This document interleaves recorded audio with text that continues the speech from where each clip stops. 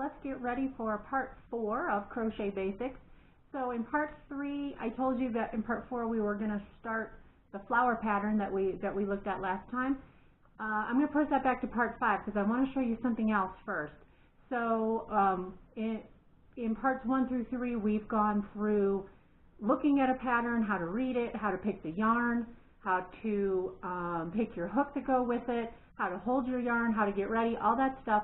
So our next step is going to be actually starting a pattern and going through it, and the pattern I had picked out is a little flower, and we will look at that, but I'm going to push that back to part 5 because I wanted to show you my go-to pattern for making the small gifts. So usually I use it for baby blankets, but you could use it for just about anything. It makes a good shawl, a bigger size blanket. You can kind of make whatever you want out of it.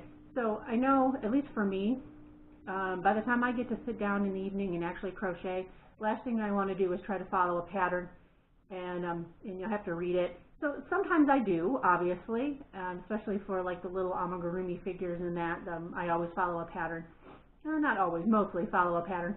But for just a blanket or you know, something that I'm just kind of making freehand, I'd rather not follow a pattern, and you know, by 8 o'clock at night after a full day of work and the kids and the animals, and by the time I sit down, I do not want to look at a pattern. So what I do, and which is a great, I think looks very impressive blanket or whatever, is corner to corner. So here's an example. You cannot see my face for a while. Here's an example of a corner to corner that I did. Most of the time, because these go up so fast, normally if I find out that I've missed a baby or something, I make these up really fast, and they're very impressive and easy to do once you know the pattern without having to read a pattern all the time. So I have a little swatch here that I made up. I'm going to rip it out and show you how I did it, and I'll put you over my shoulder so you can see. But it even makes a nice like little dishcloth if you use the right yarn or whatever. But I'm going to show you how to do this real quick. The sequence is easy to do. It's easy to learn. You can make it as big or small as you want. And as a beginner, it's a great place to practice your stitches without having to follow a pattern. So hang on, let me put you over my shoulder, and I'll show you how to start on a 1/4 blanket. All right, so here's my little swatch that I made up a while ago, and I don't know what I was going to use it for. I don't remember now. But I'm going to rip it out and show you how to get started and do increases and decreases on this kind of a little swatch. So hang on one sec, let me pull this all out for you. Try not to get my yarn all tangled up on itself. This is just a regular sport weight yarn, nothing fancy, just an acrylic. I prefer to work with acrylic more than wool, mainly because wool is itchy, and unless I really have a project that needs wool, I prefer acrylic. I also work with cashmere or alpaca or you know, the more exotics like that sometimes. I really only do small projects because those yarns are pretty expensive. I only do smaller projects with them. If I'm making something for, say, a baby or a child, or something that I know is going to be washed many, many, many times, with everything with a baby or a child is washed many, many, many times, then I'll only use acrylic. I don't do the fancier yarns for those because they don't wash up real well, and they're pretty expensive. So, you know, I don't necessarily like to use them for those kind of projects. All right, so here we go. So I've got a J size hook, which is just the standard one I use. I have it in an ergonomic thing here. You don't have to, but that's what I prefer. So I'm going to chain 8. So corner to corner is just that. You start in one corner, you work out to the far corners, and then you bring it back into the last corner at the end. So we're going to just do this first square. So you're going to chain 8. 1, 2, 3, 4, 5, 6, 7, 8. So these first few stitches here are going to be the first corner of your square. So we're going to yarn over and we're going to count back until there's only 2 squares left. So after a while you'll get a rhythm and it'll just feel right of where you're going to put your hook. But for now, just know we're going to count back 1, 2, 3, 4, 5, 6. So you're just going to put your hook in that 6th chain from the hook and double crochet. So the way this bends over now, it looks like you have 2 double crochets at the end. So then we're going to go in this next chain, double crochet, and one more in the last, double crochet. And there's your first square. This is your corner. This little part right here with the tail, that's your first corner. So now we're going to chain 8 more. 1, 2, 3, 4, 5, 6, 7, 8. And again, we're going to leave 2 at the end. Double crochet. You've got 2 now because you had your turning chain. Yarn over, double crochet. That's 3 and 4 in this little doodad here. Here we go. And there, oops, there's 4. Now, here's the tricky part. Here's the tricky part. You have to turn this bottom. So every row is going to turn. No, don't yarn over. Just take your hook, put it through this first chain on the previous row. Slip stitch it through. Okay? Don't worry, we'll show it many more times. Now chain 3. 1, 2, 3, and that's your first. That's your first double crochet for this one. So now yarn over, and we're going to go into this chain space. So we're going to go 3 more so that we have 4. 1, 2 double crochet, 3 double crochet. There you go. I also like to use this to make hearts. So you can make a heart applique kind of out of this. It's a little, you got to kind of sew it in there a little bit, but I like to do that. So there's your second row, okay? So every row, you're going to have as many squares in that row as the row you're on. So next will be 3, and then 4, and then 5, 6, so on. Okay, so we're going to increase one more time.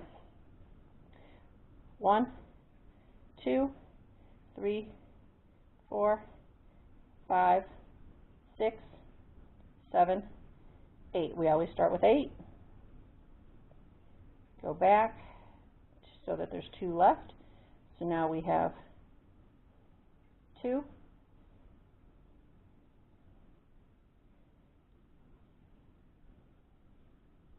3, and 4. Each block is made up of 4 double crochets. Well, 3 double crochets in a chain. Okay, so there's 4. Now we're going to flip, go lock into this last one, slip stitch, chain 3. 1, 2, 3. And now 3 double crochets in that space. 2,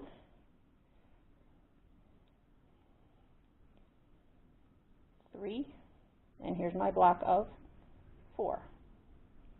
1, 2, 3. There's my block of 4. So now I'm going to go again in this next space, slip stitch, 1, 2, 3, and 3 more to make your block of 4. 2, 3,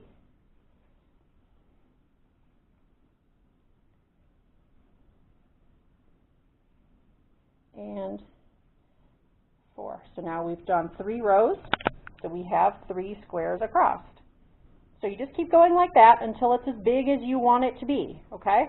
So let me do a couple more rows, and then I'll show you how to start the decreases.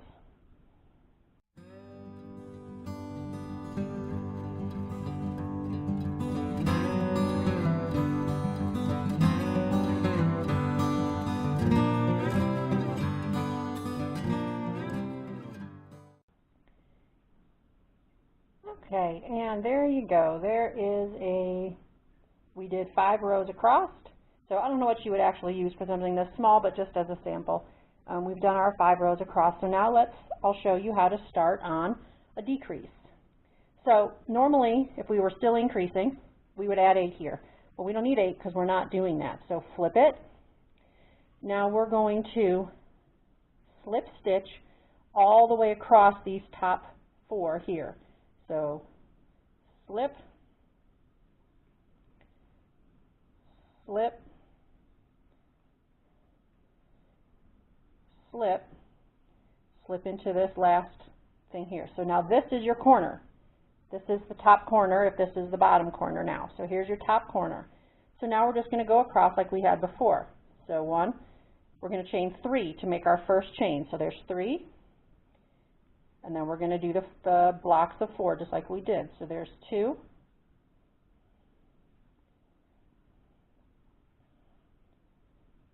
3, and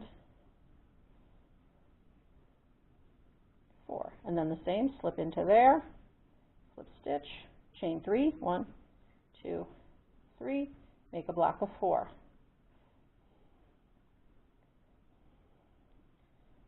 2, 3,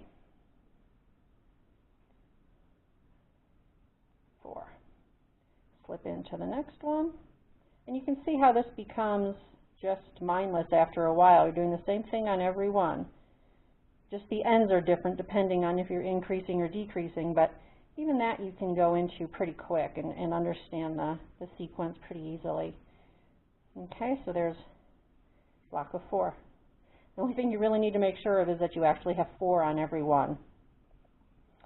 Sometimes I'll get doing it and just mindlessly doing whatever or watching TV while I'm doing it, and I forget and only make 3, which is not the end of the world. You can leave it with just 3, but it's not quite as full if you only have 3. Okay. Finish up the last one. So you are going to do this last block. This is not an increase. This is just finishing off this last block. So there's 2, 3, and 4. Now here's where you flip and you slip across. 1, 2, 3, 4, and then chain 3. 1, 2, 3. Now this is your other corner, opposite of the corner that we just made. Okay, so now we did our chain 3, so now we're going to finish our block of 4. So 2, oops, missed a little piece there, 2,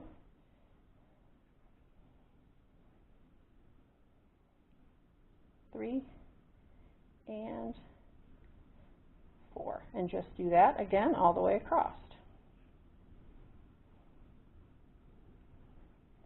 1, 2, 3, 2, 3, 4. Slip across. 1, 2, 3,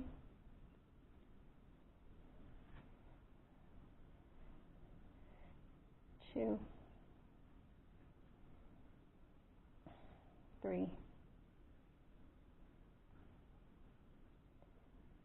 4. 1, 2, 3,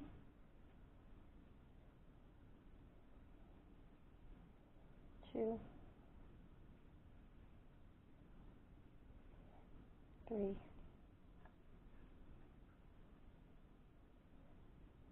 4. And now you'll see we're back here. So now this part of the chain is going to be your sidewall. So we're not going to do this one. We're just going to slip through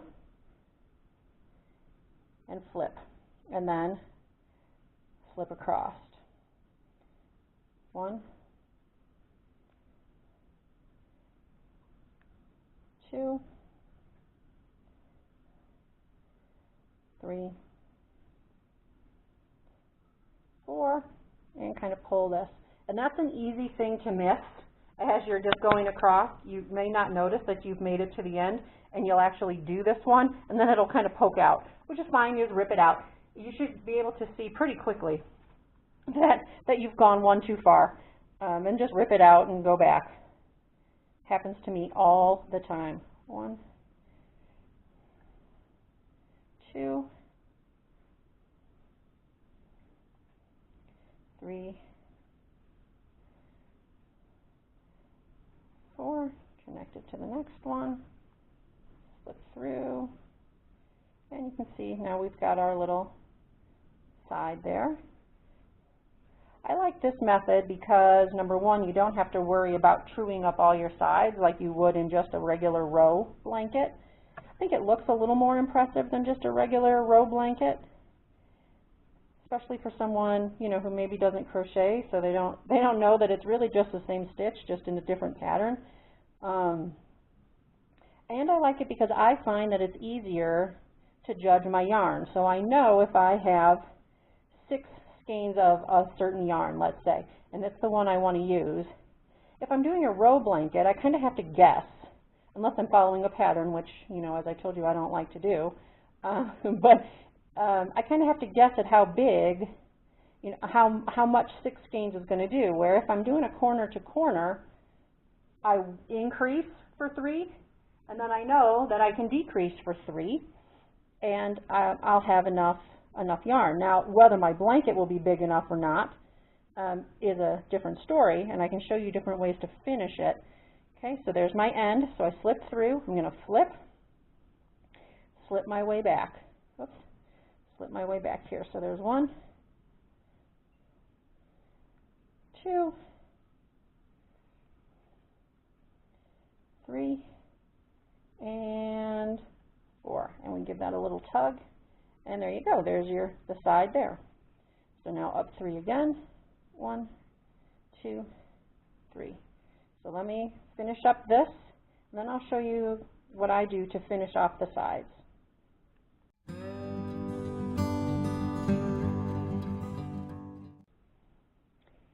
Okay, so there's my last block. You can see my little thing here.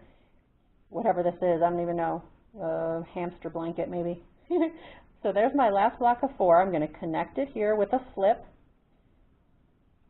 Now, if you're going to fasten off this yarn, you can just, you know, kind of cut a tail and then weave this in and fasten it off, and that's great.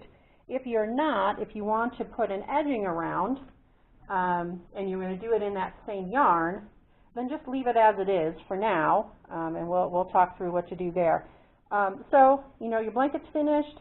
It's how you want. These edges kind of finish themselves. So if you like it like this, and it's the right size and the right, you know, doneness for you, that's great. Just fasten it off, weaving your ends, boom, you're done. You got a hamster blanket. If you want to do something more, so you can see here on this purple one, I finished it off with a row of silver all the way around and then a row of purple all the way around. And a lot of times for me, that's designated by what kind of yarn I have.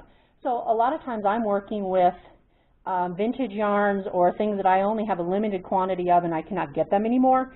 So, which is the case with both of these. This is a vintage one. This was a discontinued Lion brand and I can't get it anymore. So this is the size blanket that I made with the yarn that I had. And then I used the remnants to finish it off. So I've weaved in all my ends on this one, so I don't know where it started or stopped. But this is what I did around the edge. And I actually did a row of finishing stitches, which you can see here, which are just singles in between and then chained in between those. And then I did, this is a everlasting granny stitch, which I will show you how to do as well. But I've done a variety of different things, so let me show you. I'm going to go get another sample of one that I just finished, and I will show you what the everlasting granny looks like in a little bit bigger scale. All right, so here I brought an example of a baby blanket that I finished not long ago, again with vintage yarn. It's a tight knit corner to, or tight weave corner to corner, which I like for a baby blanket, especially for colder months babies. I feel like, you know, they stay a little warmer. Crochet is not as warm as knit. There's a lot more holes, but if you can do it kind of tight like this, I just used a real small hook. I think I used a D on this one. So if you want something a little tighter weave, just use a smaller hook, and you can see the difference, like how small these little squares are compared to the J size square that I just finished. It makes a big difference. So then I just did a row around here on the edge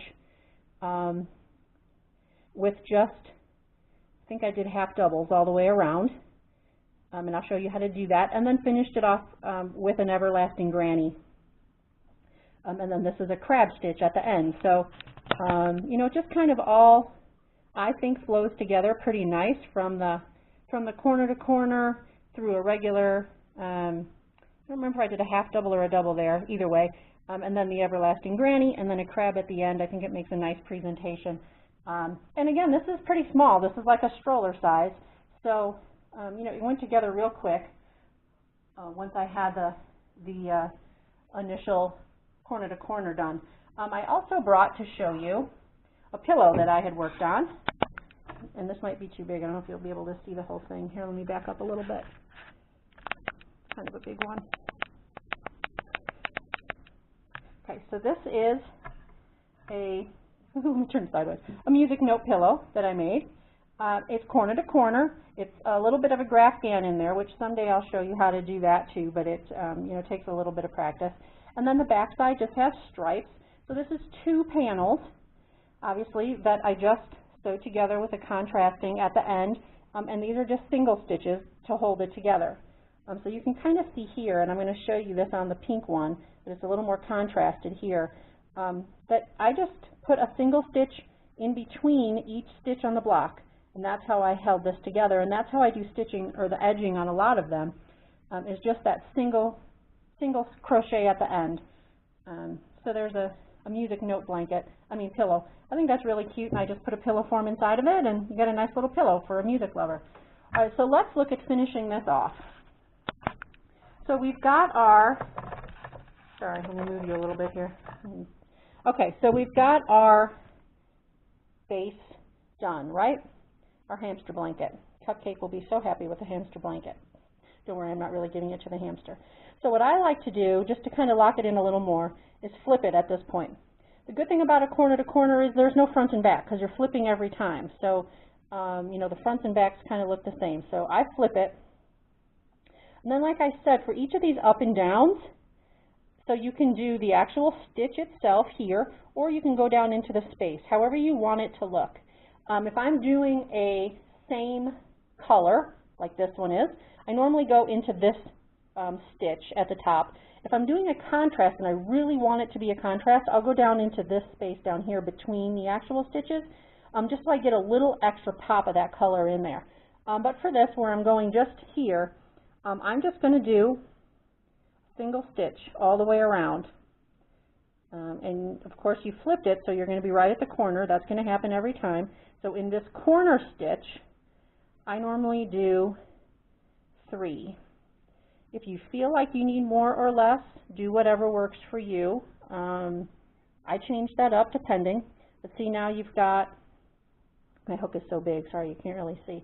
But now you've got a turn of your corner here without it getting pulled. And then down these stitches where I am just on the side, I'll do 1 in the big space and then 1 in between. So this is the break of my blocks. I'll do 1 in between here. And then I'm back to a block that has the stitches at the top. So I'm going to do 1,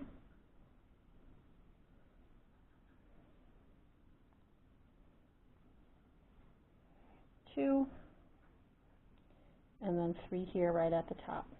Oops, I missed part of it.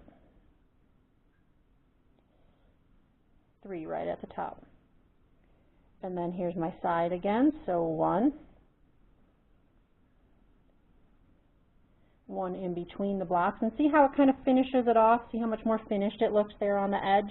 And then that gives you a solid row to go around. So if you wanted to do some kind of an edging, even just a crab stitch or an everlasting granny, or whatever it is that you want to do around, now you have a solid base to do that rather than the side stitches and all those things that are a little funky.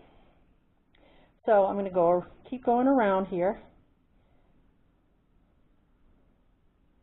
You know what, I'm not going to keep going around because you get the idea. But if you're going to do like an everlasting granny or whatever, you get to the end, you flip it, you go back, and now you can do your granny or your crab stitch or your whatever. You can do a ripple stitch, you can, not maybe a ripple, but you can do a ruffle, you can do whatever you like at the end, and there's plenty of videos out there for different ways to finish off the edge of a blanket. But if you're happy with it and you can finish it, you can leave it just as it was, you can finish it with just this around the edge, you can finish it however you like.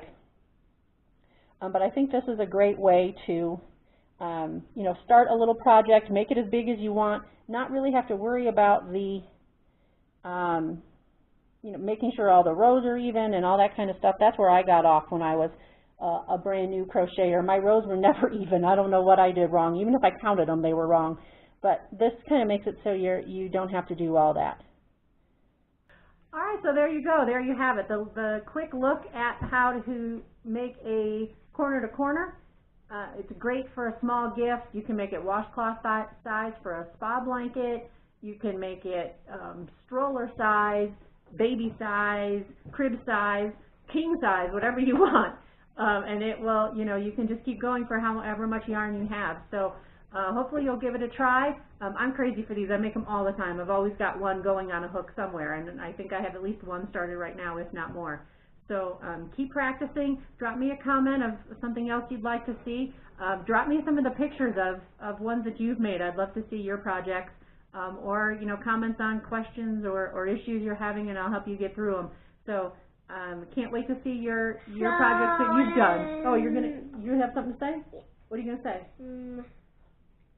What are you gonna say to the YouTube crocheters? Anything? I need to go get something. You need to. That's what you're gonna say? I need to go get something? Okay. Okay. Hey, listen. We're done. You gonna say bye? Bye. Look at the camera and say bye.